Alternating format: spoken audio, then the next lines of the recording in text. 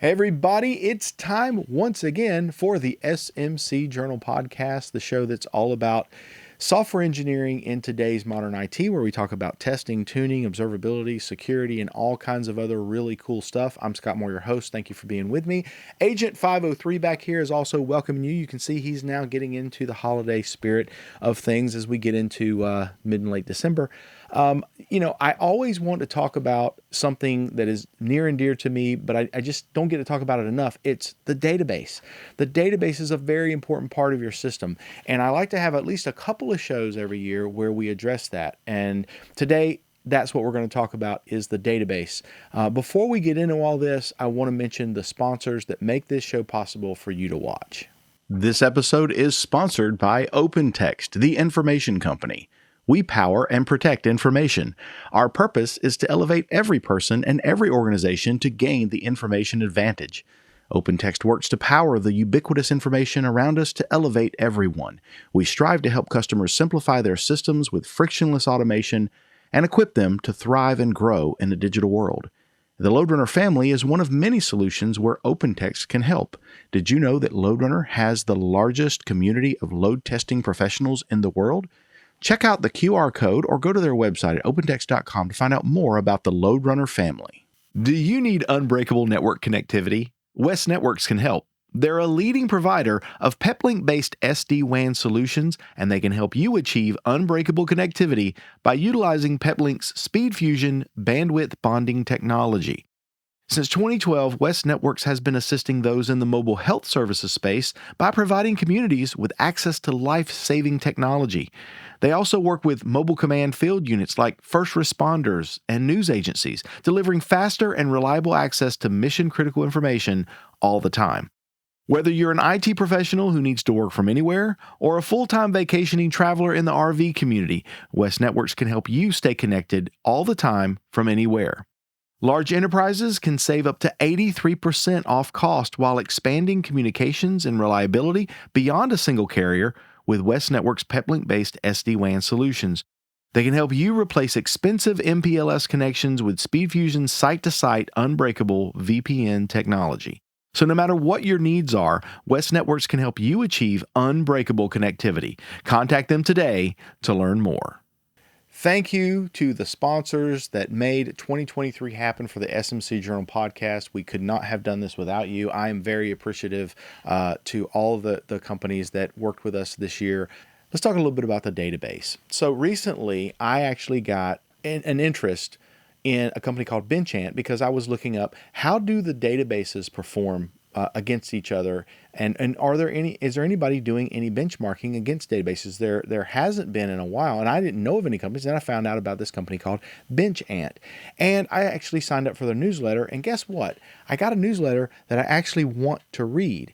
And so if I'm interested in it as a performance engineer, I know there are other engineers that would want to take a look at this because it's very informative. And we're going to be talking to Daniel Seybold of Benchant to talk about only just these rankings that they have, but the future of databases. Let's actually talk to Daniel and we'll figure out what all this stuff is about. Hey, Daniel, welcome to the SMC Journal Podcast. Hi, thanks for having me. Daniel, I'd like for you to talk about yourself a little bit and who you are and how you came to be a person that is all about the database and optimization of the database and Benchant. Yeah, well, that goes quite a long time back, starting with my master thesis, actually, where my supervisor back then, who is now actually one of the co-founders of Benchant, gave me the subject to build a highly scalable database as a service. Well, that was around 2014, probably a bit ambitious back then. And it turned out that that subject is, well, quite challenging. And I also decided to pursue a PhD afterwards, still focusing on that topic. In particular, distributed storage systems that are operated in the cloud and their performance and elasticity, scalability capabilities. And over the research years, it also turned out that there was significant interest from the industry in the methodology, also the framework that we developed at that time. So I was still tied to database systems, to their performance and how to compare and analyze.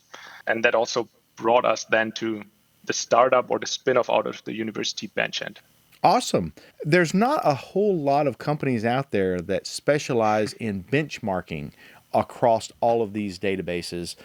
So it's always good. I always love to have somebody on the show that focuses on that, because I really feel like optimizing the database is a specialized skill set, even in the realm of performance. You can be a great performance engineer, load testing person, looking at all these metrics for the infrastructure and the transaction timings, or dig into the code. But there's always that database piece that most performance engineers only go so deep. So what I'm curious, your experience in this, how many people do you find out of everybody in IT, how many people really know databases and how to make them perform well, just percentage wise? That's a really good question. So I would say that is really a low percentage number, since, well, as you said, there's, especially now in the cloud world, there's so many different layers where, well, people are looking into performance, but then when it comes to database systems, and especially, well, all the database systems differ significantly, and if you want to tune them, then you have to be an expert in one of the database systems itself, and there are only a few folks who know several database systems. So this is really a really low number. And also what we saw back from academia, there are also not that much research from the performance engineering research groups that focus on database systems. There are some really good ones, but that's not the big research market, so to say. And I actually think that's really sad. I think we need more, because it plays such a vital role to the overall performance of your system. I mean, your code can be really fast, your network can be really fast, but if the database is slow, it slows everything down, and it affects every other component of the application. So the people who do this and are really good at it, they should be considered a treasure at this point, in my opinion. You talk about on your site, when you talk about not only optimization but benchmarking the different ones, you talk about SQL, NoSQL, and NewSQL. Now, I've heard of SQL and NoSQL, but I haven't heard of NewSQL. What's that? Good point. So that was, I think the term was defined by the 451 research group by Matt Aslett in around 2015, when there was a new trend. NoSQL was already there. SQL was, of course, still there. And then the new SQL database systems are to be considered the distributed SQL systems, such as CockroachDB, Yugabyte, and so on, that either put a layer on top of a relational database system that allows you to have a multi-primary distributed architecture, or that are built from ground up, such as CockroachDB, to have a relational data model, a SQL interface, but provide you horizontal scalability. But it also turned out that over the last years, the term NoSQL is not that present anymore. While the technologies are out there, but they just don't call them NewSQL database. So then we also have databases as a service, and we don't necessarily even know what they're doing back there behind the scenes. We just know that they're providing this. Are you able to do any kind of benchmarking across on those? Yes, that is actually what most of our customers are asking for these days. So since the database service market is exploding more or less, for example, if you have an application and you need, for example, a MongoDB database. So there's so many options right now. So not only the MongoDB Atlas, there are the offers by the hyperscalers. Then there are some third-party vendors that also provide you MongoDB database service. And they are comparable, of course, when it comes to pricing wise or what kind of resources they offer. But when it comes to performance wise, there are significant differences, and also price performance wise. And this is also what we do. So with the software framework that we have to run automatically these benchmarks, we have integrated many database as a service offers, so all the major ones. And then we're able to run customer specific or some standard benchmarks, again, these offers, and provide the customers the data, or the performance data, which is unique in that case. Yeah. Interesting. A couple of decades ago, going back to the day when I was in the enterprise, it was, if you were based on Microsoft, you were using SQL Server. If not, you're probably using Oracle. And there was this huge battle there. And there was a couple of other players there, but those were the main two. And then all of a sudden, we started seeing the rise of MySQL and Postgres. And then MongoDB comes along. And then all of a sudden, now you've got these NoSQL things after Facebook comes out. It's changing. So lead me into the weeds just a little bit and tell me how things are changing, because I think the MySQL of 10 years ago is not the same thing as it is today. Neither is Postgres. And there's been a lot of changes even between those versions, and some of the performance has really drastically changed. Can you go into some of that as what you've found from these benchmarks? What we also already did in the past is to look how performance evolved over time with new releases of so not only the major, but also minor releases of the database systems for some standard workloads, but also some customer specific workloads. Yeah, so there are some performance improvements. Then you also can see that with some new features added, performance might be decreasing. The whole market is changing. There's so many options for selecting a database system for your use case. Most of them are promising to be super fast, super scalable, and the perfect need for, or the perfect fit for any kind of application. But with that many options, of course, you're going to have better options or slower options. And we also see that the kind how database systems are offered now in the cloud world is also changing. So there are of course options where you just book a MySQL cluster or MySQL high availability setup based on some resources, but there are also options where you just book the offer in a serverless manner. So you will just pay for the amount of requests you're sending. And of course, they also promise you to be that elastic that they always keep up with the workload the application is putting on the database system. But that's also something that is, well, in research-wise, not yet really investigated in, and also from our benchmarking perspective, it's also something that's going to be really interesting over the next years. Okay, so this next question I have is a little bit loaded, because I know the true consultant answer to any question is it depends, right? Because you can't just answer a question black and white. But what I want to know is, when you start talking to clients and they're concerned about database performance, and maybe they're just building their app and they're trying to figure out what architecture to use, do you already know, depending on what they're trying to do, whether they're trying to build something for retail e-commerce versus some other type of application or data warehouse or something like that, do you already know, here's the database that you should start looking at? Or maybe there's a couple of options that really excel in this area versus this area. It's just sort of a known thing. How do you advise clients how to get the best performance to start with? And you don't even need to mess with these others. Are there some guidelines you can go by? Yeah, so based on so we have a large, of course, an internal database with all the measurements that we've done over the past. Of course, if the customer is building some kind of standard or has some kind of standard application, we can already give some advice beforehand in what kind of systems it's worth looking at and which he should probably not, or is not worth to consider. So, for example, we had several customers, they had IoT kind of applications where sensor data is written to a database system, but so high write volume on request, but really low but complex read queries. So for these kind of application types, we can already provide beforehand suggestions, and then fine tune it based on their application specific needs again. Yeah. Give me a use case, like maybe a client you've come across where you found out, you know what, you guys built this thing on the entire wrong architecture and you need to switch over. Give me an example of that. You don't have to name any company names, but where, they just chose the wrong database to build this thing on, and by changing over, maybe they increase the throughput, multiple times. Yeah, so that's a good point. We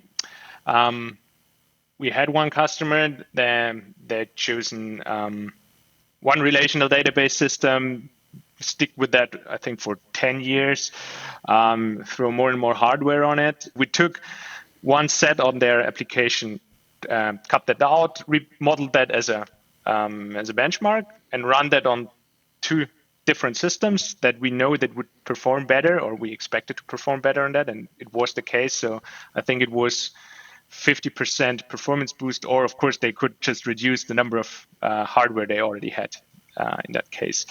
And then we're able, of course, to provide these insights together with also some recommendations, what would be required to change on application side, or if there would major or minor changes required.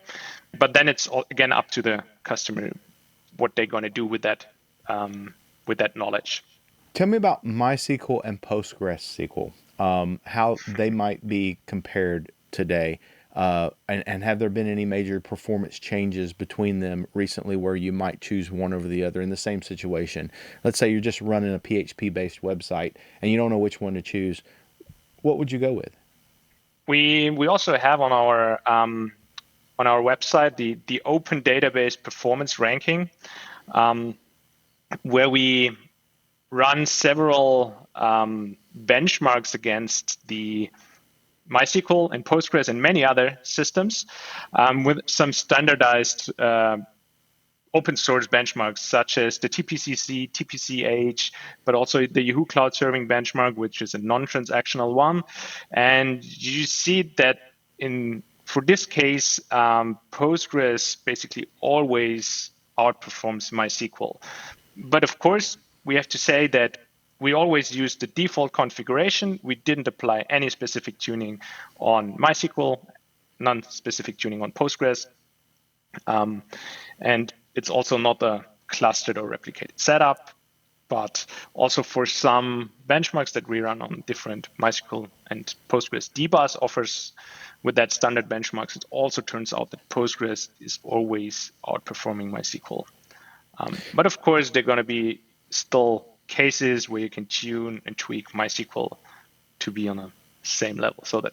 Got it. So, and I noticed that on your site, you also have this whole ranking you're constantly testing these databases and keeping up with the latest versions to see the differences. So that's something people can just go to and look on your website and see where things rank on. Yeah, exactly. So it should be a very first performance or baseline performance when you want to compare systems. Of course, these are non-production and very small scale workloads. But when we started, we saw that something like that is right now missing because ranking database systems, well, that's still a popular thing, not only from marketing perspective, but there is the DB Engines ranking that ranks database systems, but based on their popularity and how Stack Overflow hits, Google search hits, and so on. And we thought, well, we have that framework that allows us to easily run a lot of benchmarks. So just use that and provide something to the community for a very baseline. It should not be the solution to go there. Okay, I see now here MongoDB is faster than X, so I'm just going to pick Mongo for it. But it's something like I would do. Don't tell me the wrong thing. We need to increase the disclaimer. Yeah. Well, this is very cool. I mean, this is a unique offering. I don't see a lot of other companies offering this and giving this information out. You don't have to sign in to see a lot of this stuff. You can actually see it. And one other thing I want to mention is you have this newsletter that you've started coming out with. And I'd like for you to talk a little bit about it. And I'm going to show the page where you can go to check it out. But you are sending this email out every month, and you're keeping people up to date with a lot of this information. And some of the stuff gets pretty technical. It's like pretty technical, detailed articles. I was impressed with it. I actually signed up for it, and I want to see this newsletter every month. So I'm a big fan. But talk about how this newsletter came together, the kind of content you're putting into it, and then I'll show it on the screen. Thanks a lot for the kudos. Yeah, of course. We decided to start that newsletter because during the projects that we do with customers, but also some internal research that we do, we get so much knowledge and data that we also want to share with the community. And we put, I think, 3 topics. It's right now in every newsletter that are always focused around performance per cost comparisons of database systems, database service offers, but also discussing recent trends in the database market in the context of performance. Of course, that's a very niche thing, but that's why we're here. So, for example, the last newsletter also covered the topic of database auto-tuning with machine learning, so automatic configuration optimizations that we're also currently looking into, which is also trend or one of the trends that we see in the database market that is growing. And also depending on the customer projects that we have, we also fit in these projects in a small scale in the newsletter to have something easy but also technical to show. Well, it's a great newsletter. I highly recommend it to anybody who's thinking about performance or databases specifically. So let me just ask you one other question here. Where do we go from here into 2024? Where do you see the future and the trends going towards for databases, and what are you going to be keeping your eye on? Good point. So we see right now another new category of database systems evolving. So the vector database systems, since everyone is talking about AI, large language models, and so on. And of course, database systems are now evolving or moving also towards that topic. So all the major database systems already have their vector extensions for existing ones. So also Postgres has it, MongoDB recently released it. But there are also specific database systems, again, appearing on the market with the focus on or plain vector database systems. At some point in time, of course, they're also going to want to demonstrate their performance and as a differentiating factor between each other. But from a database perspective, where do you think the biggest benefit from AI is? AI helping to auto-tune the database, is that the biggest gain that we get? Or are there other uses for AI within the database that maybe even aren't performance related? I personally also see the auto-tuning as one of the main parts, but what I'm also interested in, if AI going to be applied there, is to automatically scale the database system. Again, in the context of these serverless database systems, there will also be some AI be required to learn when to scale out, scale in a database system based on the workload that is put on the system. I would like to see the database help reduce the cost, because that is a huge cost in the cloud right now. So how can it help advise from a FinOps perspective, proper optimization, not just from a performance perspective, but from a cost perspective? How can we bring the cost of using that database down? Feeding some type of information into the rest of the whole FinOps play to say, how can we reduce the whole total cloud bill? But the database is a big part of that, right? Yeah, it is. We were also discussing that with some FinOps companies. As you already said, database systems are, one of the major building blocks of every distributed application. And so you usually buy really, really large instances of the database system, even if you won't need that based on the application, but you want to be sure and you over-provision and over-provision. But if you would have a knowledge how, depending on your application type, on your workload patterns, what will be the ideal setup for now and with some headroom, and if you grow by 10%, what would that mean? Would you need to buy a bigger instance, or still the right thing? And if you would know that beforehand, that would actually bring down the cloud spend, definitely. Well, this is great. You guys there at Benchant have a lot of knowledge around the database. So if somebody needs help or they want to find out more about what you're doing, get more involved in finding out about these benchmarks that you do, how can they get a hold of you? Just reach out via our website to us or LinkedIn.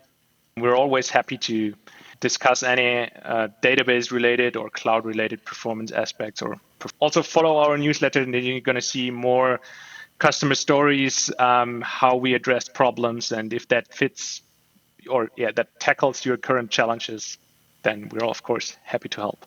Awesome. And that website's benchant.com. There it is on your screen. Highly recommend that you go there and sign up for that newsletter. Daniel, thank you so much for being on the show. I've learned a lot. I'm going to be studying vector databases the rest of the day. Appreciate that. And you're welcome back on the show anytime. Thanks a lot for having me. It was really fun. All right. Thank you. So as you probably already guessed what I'm going to say, the database, It's so important. It's important to how well your application overall performs and how much it costs. Whether you're on premise or in the cloud, but in the cloud you can really see it. So if you have a great DBA, make sure something special is in their stocking this holiday season. Let them know how much you appreciate them, because you really don't want to be without those people. And make sure you're skilling up people to be there in case somebody leaves the company. Make sure you keep that knowledge in house and you keep up on it with things like Benchant, looking at these comparisons and the benchmarks. What do you think? I'd like to hear your feedback on this. What do you think about this show? You can reach me on most social media. I'd love for you to contact me. If you scan that QR code, it'll take you to my bio page. There's several ways that you can reach me. You can also email me directly at heyscott@smcjournal.com. What are you doing around vector databases is what I'd like to know, and how well are they performing, and how do you deal with the performance of a vector database versus the other databases, SQL, NoSQL, and databases as a service? I'd love to know. And if you really like the show, hey, maybe give me a like and subscribe to the channel. For this episode of the SMC Journal podcast, I'm Scott Moore, thanking you once again for watching. We'll see you next time. Bye-bye.